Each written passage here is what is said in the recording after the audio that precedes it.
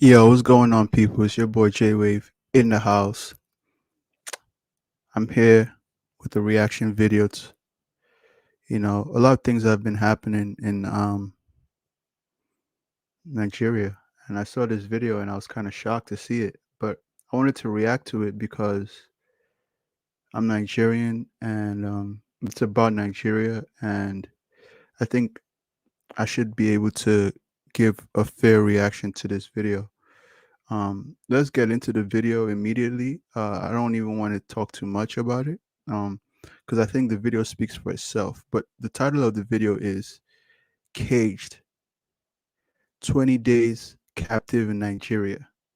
That's the title of this video. So you guys already know what direction we're about to go with this. You know, this is it's unfortunate that this is the kind of content or these are the kind of videos that people are making about us, but you know, is the truth, right? So from whatever angle the truth comes, we just got to deal with it. So I'm pretty much just gonna put the video and react to it, and the video and this live will be done. Um, let me put it up.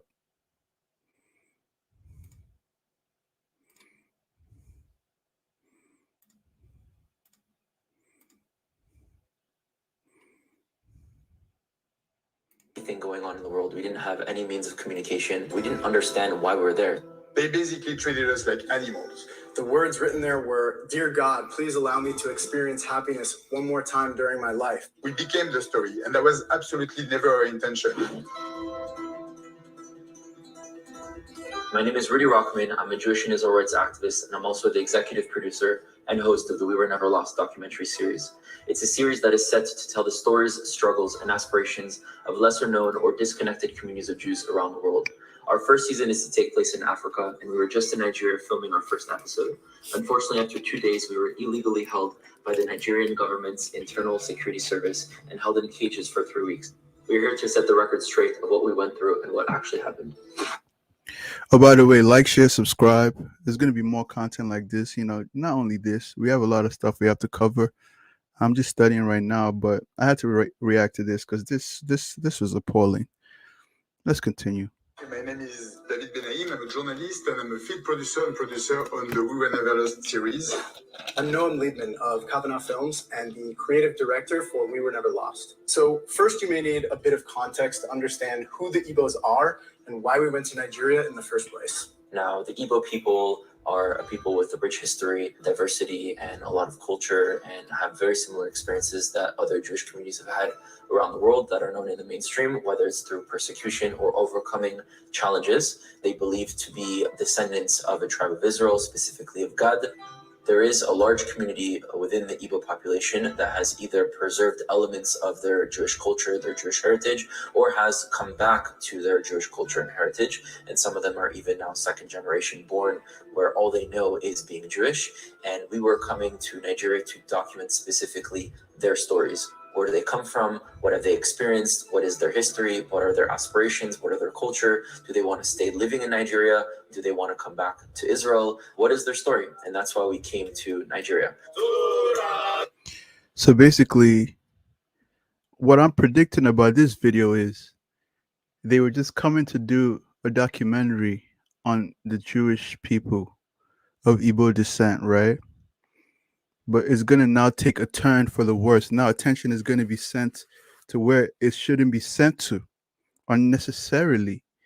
Because of who? Because of what? Because of, people felt like they had to take powers into their hands. Now, this is now going to be a whole humanitarian thing, which that's not a problem. The truth should be revealed if that's the truth, right? But these guys just came clearly, like they're saying, for a documentary. Okay, let's see how this what this video is about now, because it's not about the Jews of Nigeria. It's called CAGED. So it's something different now. It has changed. Okay.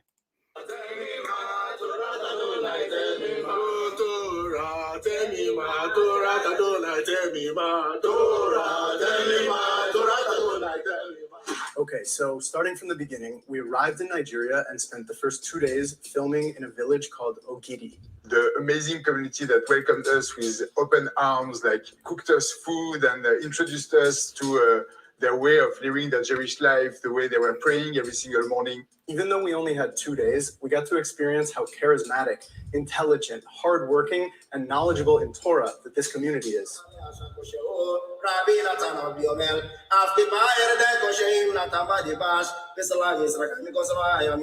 At the end of our second day of filming, we were notified that there were some online posts going viral that had used images of us. We could see that they had completely fabricated stories calling us Mossad agents, associating us to a movement that is seeking to liberate Biafra and to fight against the Nigerian government, which of course we had nothing to do with. Some agents in Israel have arrived. They are here to indeed restore a Biafran nation. Before the British Empire. Jesus Christ. I saw that. I saw that video. And I actually believed it because I was like, oh, shoot. Israel is involved? These were the people they were talking about? Why did you hide your voice, whoever made that video? You're a coward. Because you're the reason why all this is happening. These bloggers that are making propaganda and making up lies, you guys need to stop. Because if you guys are messing with other people's lives, half of y'all live in the diaspora. You do not live in Africa. You're making these videos and putting people's lives at danger. Liars. Mossad. Well, why would you say Mossad? These guys are journalists, young guys. They just I was on Clubhouse. I saw a bunch of people that knew them that they lived in New York together, Nigerians. So for y'all to come over here and say they were Mossad agents just to push your agenda, I'm very disappointed in that, because this is the propaganda is too much at this point. In Nigeria, we need these blogs, they need to relax because it's getting too far. Had come and colonized Nigeria.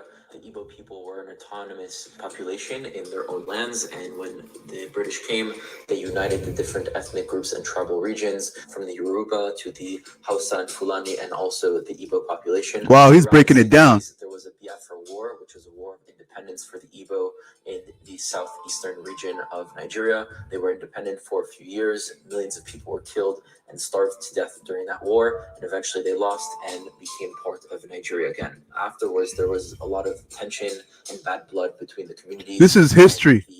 History that we should know. The majority and those that are always in power have been discriminating the Igbo population, and since then there are still movements that seek to separate from the rest of Nigeria. Now, apart from this political movement to achieve self-determination for the Igbo people, the reality is that the vast majority of the Igbos have nothing to do with fighting or physically pushing for the liberation of Biafra and are normal people living within Nigeria.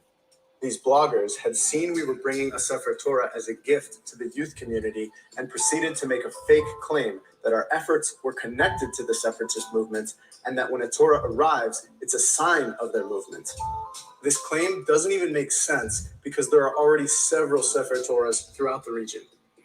The DSS decided to get involved. The DSS is the Secret Service, the Interior Defense of... All right, before we go into that, it's a shame that people literally make stuff up just to push an agenda. It is a shame. I just want to say that, like, because you want something to happen, you want things to go a certain way for you or for your people. And I'm not talking about all the people who are part of this movement, of course, but like some of these bloggers, like I don't even watch their stuff anymore, you know, because it's so ridiculous. It's gotten to the point where you just realize like these people are just making up propaganda just to feed people lies. And honestly speaking, they don't even live there. If you don't live there and you're putting out these kind of propaganda, of course, because you're not going to get hurt when it happens. When shit hits the fan, you will not be in Nigeria.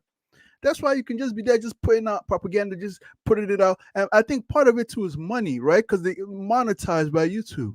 It's like a strong following. It's a shame, man. Nigeria. They show up at our hotel at 7 a.m. Friday morning with about 10 heavily armed men in black ski masks and tell us that we need to come with them. They took our phones, they took our passports, and they took our freedom for the following 20 days.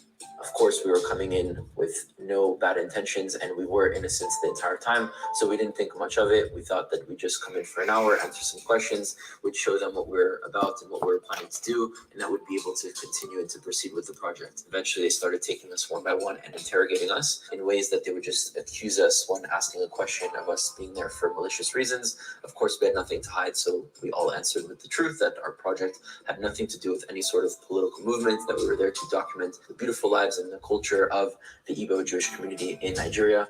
So it's Friday night, and we've realized that this. But also, we need to fix our criminal justice system, man. We have a constitution for a reason. We have laws that we follow for a reason. We can't just be jumping, because look, jumping like this is what now has also put us in this situation where now we're gonna look crazy to the world. We just are. And honestly speaking, I'm just happy the truth is coming out, because it is the truth. We're looking crazy. Our security system is looking crazy. This DSS. This point that we're not going to be able to get out and do Shabbat. Like a totalitarian nation. We're in a holding cell, and everyone's leaving for the weekend. We wanted to do Shabbat, but we had no grape juice or wine, so we did the kiddush over a grape that we found, and the motzi over some crackers that we had, and this is how we spent our first Shabbat in Nigeria. Now, Rudy, David, and I know that we have embassies of 3 very powerful countries willing to fight for us, but this is not the case for Nigerians who get arrested. There was a non-Igbo man initially taken into custody with us, and when he asked our captors not to yell at us, the interrogator threatened him by saying, "I can make you disappear." This is the type of abuse of power we witness firsthand, and the realization that there's just no accountability for this injustice. 24 hours later, in the morning at 7 a.m., after sleeping on the floor, we were rushed into a van. They did not want to tell us where we would be. They did not want to tell us where we would go. They just said, get in the car. The drive was horrendous, very dangerous, driving extremely fast, almost intentionally trying to sort of intimidate people by driving in their directions in order for them to be afraid. A lot of us. See, this is injustice. You can't be doing this to people. It's just not right. You know, when you do it to Nigerians, yeah, you could get away with it, because, you know, Nigerian people, who are they going to tell? But foreigners come and you do the exact same thing to them. And I know, you know, the Nigerian stubbornness is like, who are you? And we'll do the same thing. That's pretty much what happened here. At least in other places, when they see foreigner, they relax. You people came and did gra. Now look at the video that is on the net. Sense no day sometimes, and that's just my own conclusion. Like, sometimes people don't think. We're afraid for our lives. We had no clue if the world knew that we were taken. We could not communicate with anyone. After 9 hours of nonstop dangerous driving, we were dropped off at the DSS headquarters in Abuja and brought to a caged holding cell. And when we say cage, we mean literally a cage. It was a circular room that you can maybe take 3 or 4 steps in each direction, behind bars. And then we asked our captors, are we under arrest? They said no. Are we being detained? They say no. So we tell them we refuse to willingly enter this cage. For about 20 minutes, they stood around not knowing what to do because they didn't have the authority to put their hands on us. Eventually, another officer comes in, screaming at his men that they're embarrassing him, and orders them to physically throw us in the cage. Can you hear that? Embarrassing. He says he feels embarrassed that the guys haven't been pushed into the cage. Is that very backward thinking? They're foreigners. If you want to do that to your citizens, okay, they're foreigners. You treat them with delicacy. Don't come here and say embarrassing. No, what you did was embarrassing, because now look, they're coming and telling the story to the world, and it's embarrassing. It is. It is. Since when did Nigeria become a country like this? It's embarrassing. That's what's really embarrassing. This story that has been told about us is just the truth. First 5 nights, we didn't have lights, we didn't have AC, it was dark, it was hot. No furniture, no beds. We're forced to sleep on the tile floor. We were sweating, there were bugs, there were bottles of urine all over, it smelled very bad. The cage itself looked like what you could imagine in Hollywood movies, besides it was not a film. We were living it completely. In the morning, when the sunlight finally illuminated the room, we saw writing all over the walls from previous prisoners. Damn. The words written there were, dear God, please allow me to experience happiness Can you one more see? time during my life. These are the things that you do, and you expose your own country. You expose your own self, your own nakedness. The thing where you won't hide for your mama house, where you're supposed to keep for your mama house. Go come carry outsider. Men and come enter your own house, come see everything where they happen. Now what will I just do? This thing that you did, it does not make any sense. Because now the propaganda, the amount of stuff that will be said about this country, at least they should not say it about the country. It's not the people. It's not the people. Because this one right here is not the people. Clearly, it's not the people. Because this is just horrible. Like, no thinking, no thoughts. Just however you want to do it, do it. Just however you want to do it, do it. Now they're about to just expose you. Expose everything. Stuff that ordinarily doesn't even, like, it does not concern anybody. Like, and the thing about it is, say, me, I don't support the people being caged up and stuff like that. But you now bring foreigners and then cage them up. Okay, you're caging up your own people. Why are you now these people? Why when I carry them, put it for cage? 20 days? Come on, man. And another one saying, Please remember me once I disappear. We could see the bars on the walls of the people that were counting the days. For 6 days, we didn't shower. We were eating only bread and crackers. They basically treated us like animals and no hope of knowing at all what was going on the outside. We had no clue why we were being arrested. Finally, after 5 days there, the Israeli ambassador managed to come with one of the consulates from the American embassy to see us. This was the first time that we made contact. And we finally were able to know that the outside world kind of understood what our situation was. So the Israeli embassy and the U.S. consulate were both involved. Can you imagine? At least, thank God they didn't make it bigger than what it is, right? But damn. See, this is all the fault of those bloggers. Yo, if you're a Nigerian blogger, it's time to end the lies. Because you guys are putting people's lives in danger. Talk about ideology. Stop talking about lies. Stop making up stuff about everything happening in Nigeria, because you are literally destroying people's lives. It's just the facts. If you want to talk about ideology, that's one thing. If you want to go out there and start saying lies, then you're going to put somebody's life in danger. You're going to see how somebody almost died in this situation. These bloggers, they need to stop. These Nigerian bloggers, they're doing it for money. No, it's not going to work. Told us that they were doing everything that they can to get us out, that they were trying diplomatic means, and that they were in communication with our families, which was a breath of fresh air, that people knew where we were, and that at least our families knew the location of where they were keeping us. They also managed to speak to the people that were holding us, the DSS officers, and agreed to bring food from Chabad, a Jewish organization all around the world, specifically the one in Nigeria, that agreed to provide us with kosher food. So by day 6, it was the first time that we had a real meal. We were finally allowed to shower. Now, when I say shower, I don't mean we go into a room with an actual shower. I mean we go to the bathroom with a bucket that they use to either clean themselves because there's no toilet paper, or to actually clean the bathroom itself by pouring water on the floor and taking this bucket. We would fill it up with cold water from the sink and we would dunk it on our heads, and that's how we would shower there for the 3 weeks that we were being held. Welcome to Nigerian prison. Welcome to Nigerian prison. In fact, Nigerian boarding school. In fact, some Nigerian houses. It's just the truth. So that one is just the talk for you. That one I shower, bro. Just didn't have soap, bro. Yeah, that one. Welcome to a third world country. That's how the prisons are, man. That's how the prisons are. I am immunodepressive and I need my medication daily. If I don't, my life could be in immediate danger. Can you hear that? He's on immunosuppressives. This part is the one that is really crazy to me. Especially in the kind of situation that we are being held on. his medication, along with all of our equipment and luggage, was left at our hotel 900 kilometers away. And 5 days without my medication can be extremely dangerous with my condition. And we kept on telling them that. And we kept on telling them that that was essential, that I get my medication, but they would not react. The DSS doctor scribbled down the name of the medication and tells us, don't worry, we'll find some. And we're explaining it's a unique prescription customized for him. It's very expensive. You're not going to find it in Nigeria.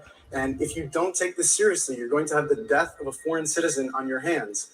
And their response was just, calm down, don't worry. He was feeling very afraid that he might catch something, so he was taken by the French embassy, and he was also hospitalized, and finally was able to get his medication. I was sent back every single morning for days to get questioned. The fact that I had to go back inside, knowing the way we were treated over there, was actually more damaging to me than just the arrest itself. Me and Noam continued in that room, and after a week, we were changed to another cage that was On immunosuppressive therapy in Nigeria, and they were refusing to give him his medication. That one, no be deaths. If this guy died, no be war. If this guy died, Nigerian. Do you know what to erupt?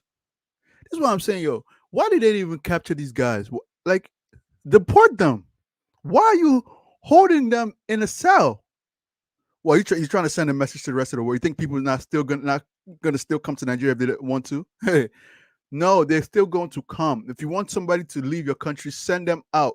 Don't go and put them inside a cage. It's not everybody that is used to being caged like animals. Okay, Nigerians might be them. They are fine with it. These people, they are not used to that. Okay, send them back home. You guys just want trouble. I don't know. Sometimes I think there's a little bit of anti-Semitism, like, to do this, because why would you do that? You know, I don't know. I'm just saying it might be. slightly bigger, but had also another two cellmates with us. Those two cellmates are accused of doing a terror attack in Abuja, bombing in 2014, and the other one of purchasing weapons illegally. At the end of the day, we don't know these people. They can try to harm us. They can try to do something. So the first week being there, we even walked around carrying scissors from my toiletry bag that I had, and we put it in our pockets to make sure that in case one of them or both of them were to attack us, that at least we'd have something to defend ourselves with. And this was kind of the day-to-day life that we went through. We didn't know anything going on in the world. We didn't have any means of communication.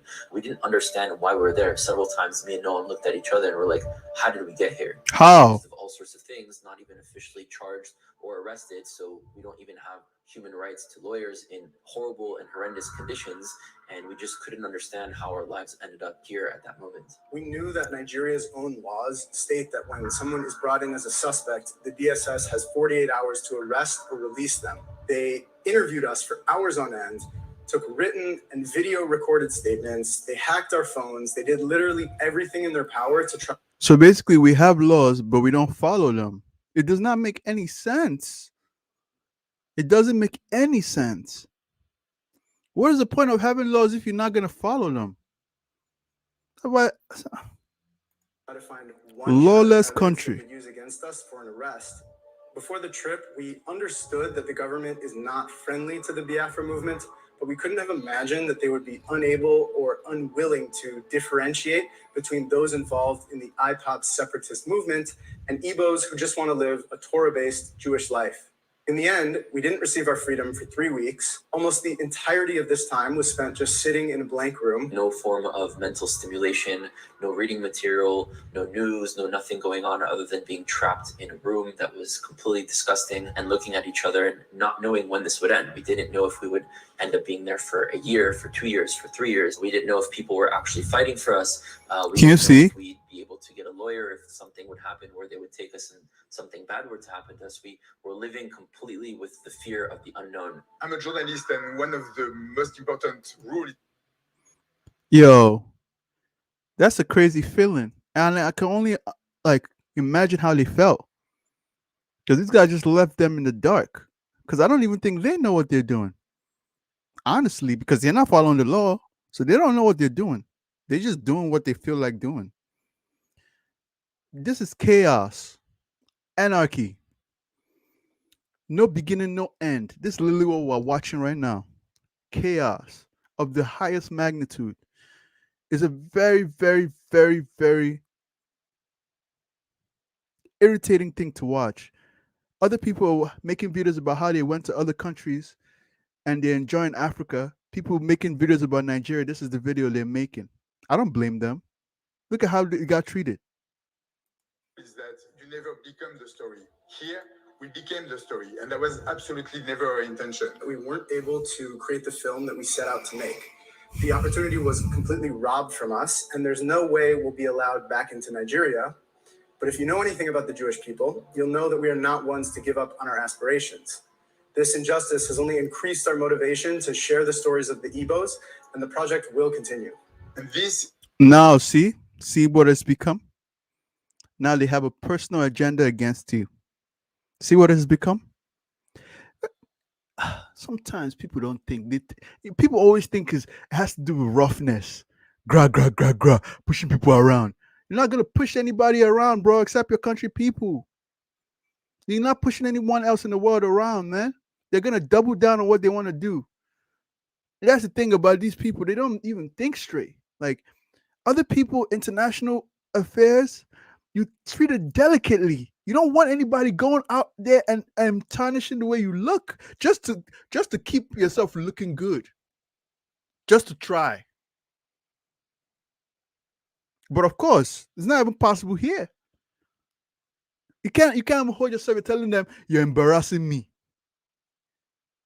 Because they didn't push the guys into the jail. One of the guys needed immunosuppressants. You couldn't give him his medication. These are the stories they have. I could go down this page right now. You're gonna see. Look, let me show you guys. Let's go to his page. He's going around look, interview. You want to see this interview? Let's see it.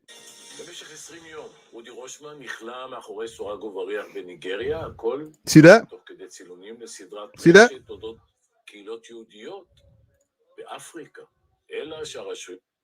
You see that? That's a whole interview about Nigeria. You think this is going to end here? No. My doc told me I was pre-hypertension and I needed to really pay a lot of attention. Instead of you to treat them well. Instead of you to treat them well. After 1 month of taking these, I'm feeling sustained energy that Instead of you to treat them well. Israel, France. Look, they're going to go everywhere. You're playing with Jewish people.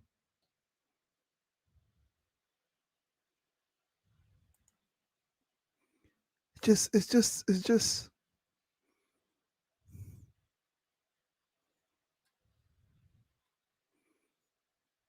ridiculous, man. Well, I'm done with the video. I'm done with the video because honestly, I'm just appalled that our people do not understand international politics to the point that if somebody comes from another country, you treat them delicately. Because now this guy has gone internationally, he's gonna be exposing the whole place. Yo, Nigeria is gonna start looking crazy. We already know about the Twitter ban. We already know about this. Okay, now it's just gonna be a mainstream thing. We're a totalitarian country or something like this. Holding these guys hostage for 20 days does nothing. You Nigerian bloggers who are blogging lies, who are making up all these lies, I understand you want your movement, whatever. Please stop it. Because this Nigerian blogging thing is going to destroy, is gonna make problems. It's your lies that even got these guys arrested to begin with. Man, I'm just saying, some people might listen, some people might not listen. Bloggers, stop making up propaganda, stop making up lies. If you want to talk about ideology, talk about ideology. Nobody is going to come for you. But when these guys go to Nigeria and they're going for a documentary and you come and say some slanderous stuff or crazy stuff like you said, talking about they are coming to free Biafra, they have nothing to do with Biafra. This is what puts them in jail for 20 days. That guy needed immunosuppressives. He needed his medication. What if he died? This is a whole different story about Nigeria. But this is the story they're going to tell us now. This is the story they're going to have. Okay. If you're fine with that, be fine with it. Me, I'm not fine with that. I'm not fine with it. And that's why I reacted to it, because somebody has to say something about it. It's very embarrassing. And I'm embarrassed. I am highly embarrassed. Let me take this one down. I am highly embarrassed. Like, for us to be moving like we don't have laws, when we have laws, for us to be acting like whatever happens, this is not an international community. Whatever happens in Nigeria is gonna stay in Nigeria, especially when you're dealing with uh foreigners. No, at this point, what is going on? Are people's brains moving? Is it working?